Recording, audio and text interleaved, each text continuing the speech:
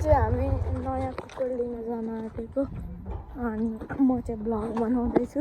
अब हामी त्यो ठाउँमा गएर म हजुरहरूलाई देखाउने छु है त गाइस।